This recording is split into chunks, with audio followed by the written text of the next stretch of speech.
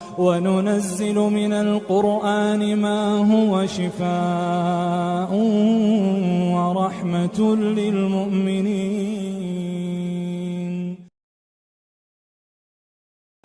بسم اللہ الرحمن الرحیم. الحمد للہ رب العالمین والصلاة والسلام علی سید الانبیاء والمرسلین. اما بعد. محترم عزیز دوستو، الحمدللہ آج ایک ایسی چیز آپ لوگوں کے گوشے گزار کرنے جا رہا ہوں جس کے اندر آیت الکرسی کی فضیلت بیان کی گئی ہے، اور یہ بخاری شریف کے حوالے سے میرے سامنے جو کتاب رکھی ہوئی ہے اس کے اندر الحمدللہ لکھی ہوئی ہے.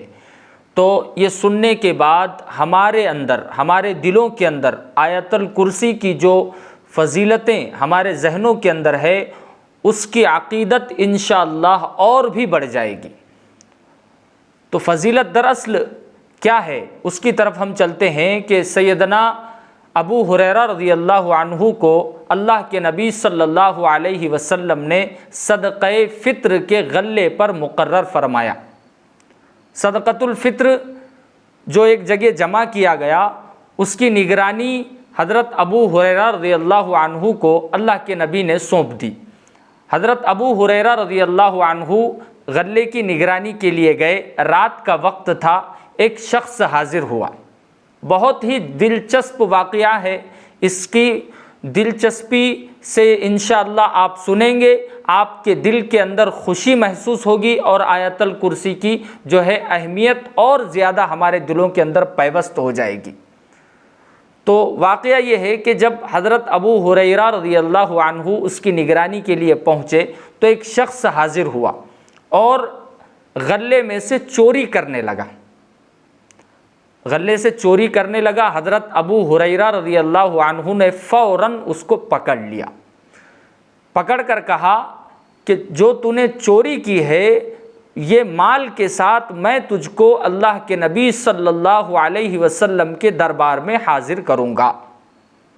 وہ چور بہت ہی زیادہ ان کے سامنے عاجزی کرنے لگا اور کہنے لگا کہ میں بہت ہی تنگ دست اور غریب آدمی ہوں، میری غربت پر رحم کر دیجیے. تو حضرت ابو ہریرہ تو صحابی تھے. اللہ کے نبی صلی اللہ علیہ وسلم کے صحابہ بہت ہی نرم دل ہوا کرتے تھے. انہوں نے اس پر ترس کھایا، اس پر رحم کھایا اور اس کو چھوڑ دیا. اس کے بعد وہ صبح میں فجر کے وقت میں نماز سے فارغ ہونے کے بعد اللہ کے نبی صلی اللہ علیہ وسلم کی خدمت میں حاضر ہوئے اور سارا واقعہ سنایا کہ اے اللہ کے نبی صلی اللہ علیہ وسلم، میں نے غلے کی نگرانی کرتے وقت میں ایک شخص کو چوری کرتا ہوا رنگے ہاتھوں پکڑا، اور اس کو میں نے یہ کہا کہ میں تجھ کو اللہ کے نبی صلی اللہ علیہ وسلم کے دربار میں حاضر کروں گا. تو اس نے معذرت پیش کی. اس نے اپنی تنگ دستی اور غربت کا بہانہ لگایا اور اس نے کہا کہ میں بہت غریب ہوں، میں بہت مجبور انسان ہوں، مجھ پر رحم کر دیجئے، لہٰذا میں نے اس کو چھوڑ دیا.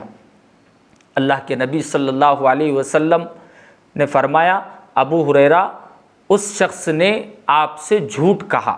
وہ شخص جھوٹا تھا، اور پھر آج وہ آئے گا، یعنی رات کو وہ شخص پھر آئے گا چوری کرنے کے لیے.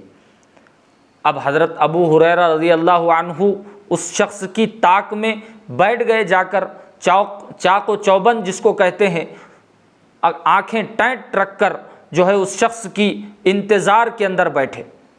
اور جو ہی وہ شخص پھر آیا فوراً اس کو پکڑ لیا.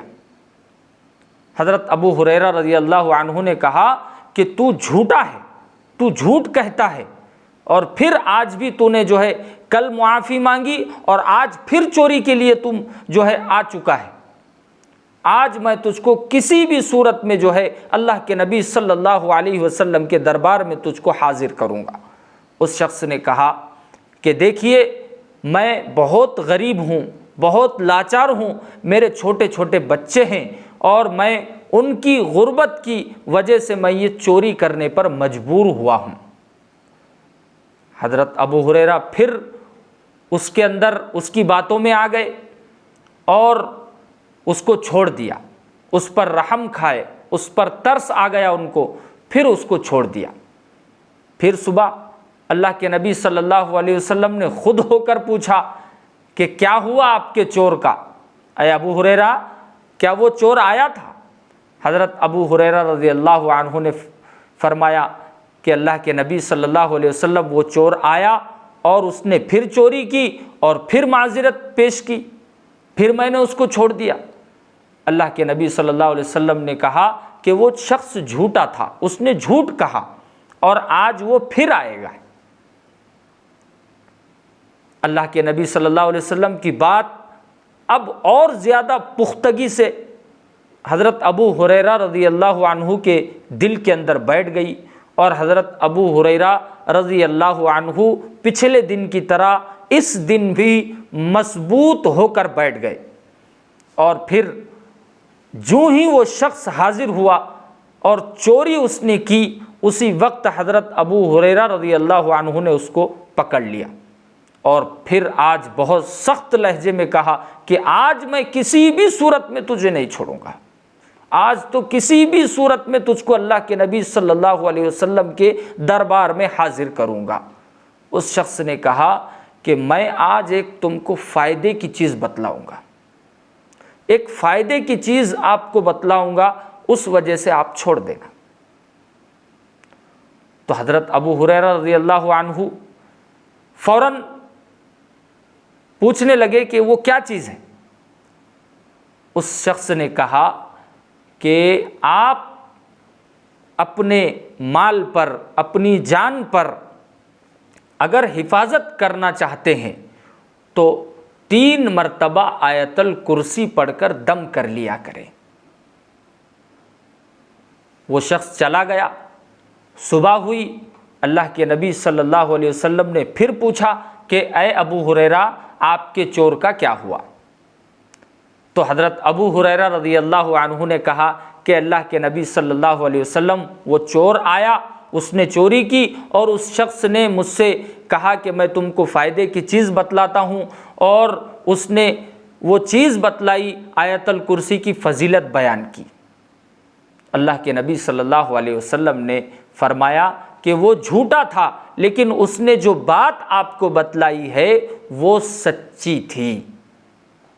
پھر اللہ کے نبی صلی اللہ علیہ وسلم نے فرمایا کہ اے ابو ہریرہ، کیا تم جانتے ہو کہ وہ شخص کون تھا؟ وہ صحابی حضرت ابو ہریرہ رضی اللہ عنہ کہنے لگے، اللہ کے نبی، میں نہیں جانتا وہ کون تھا۔ اللہ کے پیارے حبیب سرکار دو عالم صلی اللہ علیہ وسلم نے فرمایا کہ وہ اے ابو ہریرہ، وہ شخص شیطان تھا جس نے آپ کو فضیلت بیان کی۔ تو میرے بھائیوں، شیطان خود جو ہے حضرت ابو ہریرہ کو اس آیت الکرسی کی فضیلت بتلا کر گیا۔ تو ہم آج اپنے جان، مال، عزت، آبرو، ہر چیز کی حفاظت اس کے ذریعے سے اللہ رب العزت کے دربار میں کروا سکتے ہیں۔ اس کا طریقہ کیا ہے؟ جب ہم رات کو اپنے بستر پر جاتے ہیں، اپنے گھر میں جاتے ہیں، تو 3 دفعہ آیت الکرسی پڑھیں اور اپنے جسم پر آگے پیچھے سے، دائیں بائیں سے دم کریں، اور اپنے بچوں پر، اپنے گھر کے بزرگوں پر اس کے ذریعے سے ہر بیماری سے اللہ رب العزت، روحانی بیماری سے، چور اچکوں سے آپ کے گھر بار کی انشاءاللہ العزیز حفاظت فرمائیں گے۔ تو میں انشاءاللہ امید کرتا ہوں آپ لوگوں سے کہ اس حدیث مبارکہ کے ذریعے سے اللہ رب العزت ہم کو اس حدیث پر عمل کرنے کی توفیق عطا فرمائیں گے، اور میں آپ لوگوں سے درخواست کرتا ہوں کہ اس حدیث کو اور بھی اپنے دوست احباب تک پہنچائے، تاکہ ان لوگوں کو بھی ان احادیث مبارکہ کے ذریعے آیت الکرسی کی فضیلت معلوم ہو، اور تمام امت مسلمہ ان آیات پر، ان احادیث پر جو ہے عمل کرے انشاءاللہ۔ وما توفیقی الا باللہ۔